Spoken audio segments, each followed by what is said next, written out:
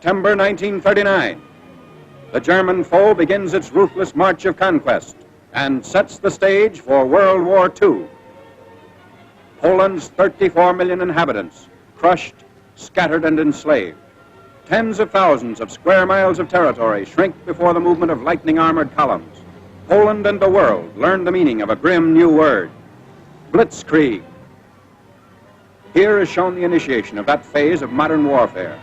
These pictures of the preparation for attack and later the actual combat were all made by German frontline cameramen. Therefore, they stress Nazi superiority.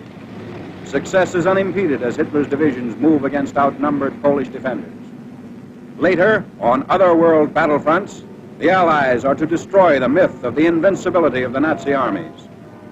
But this is Hitler at the peak of his armed might, and the record of a nation overrun in just days is of military as well as historical importance.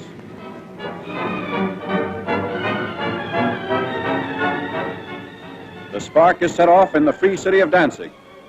Nazi secret agents had long plotted the revolt against law and order. Germany called it liberation.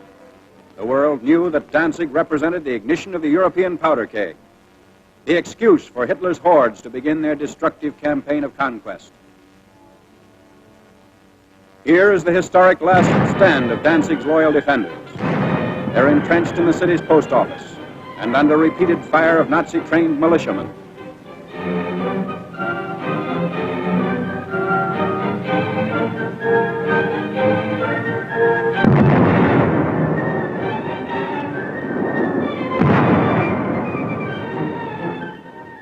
Taking cover behind an advancing tank, the attackers move in. Gasoline is sprayed on the building, and its doom is sealed.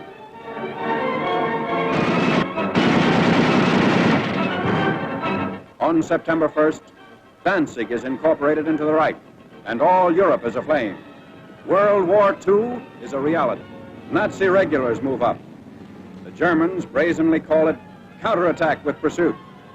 The civilized world knows it as the unleashing of unheard-of military might. With little to stand in their way, the Nazi divisions roar across the Polish countryside and reveal for the first time the machines and weapons that are to terrorize a freedom-loving people.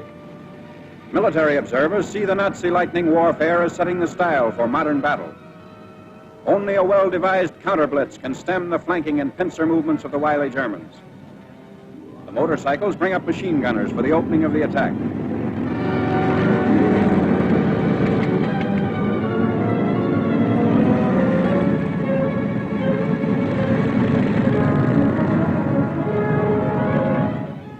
Camouflage is used to best advantage.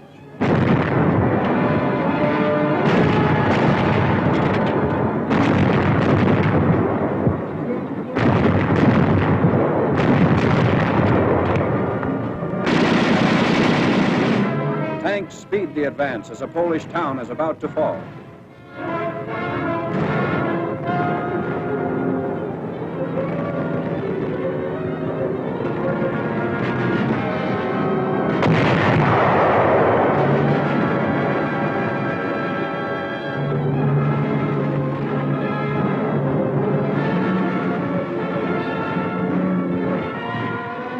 Before the day is out, the Nazis have occupied the town, which is still burning and in complete ruins.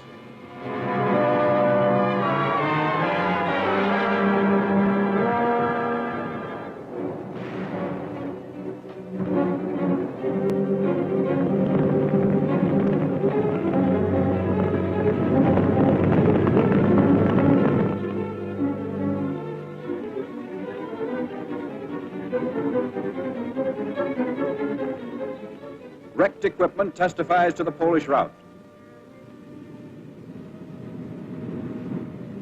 There's no halt in the wrecked town. The military timetable calls for the rushing up of troops for more blitz attacks. The German strategy is to isolate Polish forces as quickly as possible. So the Nazi columns move according to prearranged schedule. 30 to 37 miles per day is the German claim.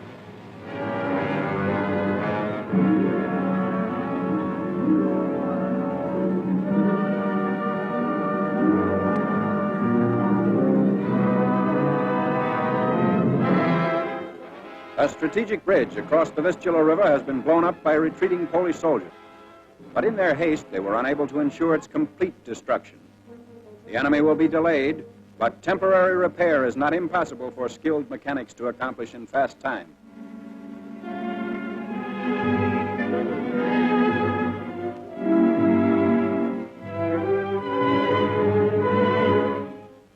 A German sapper detachment sent ahead of the fighting unit goes to work.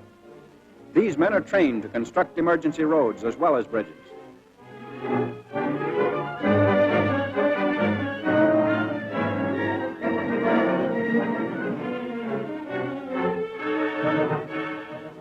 The hastily constructed span is quickly put to use by the advancing Nazis.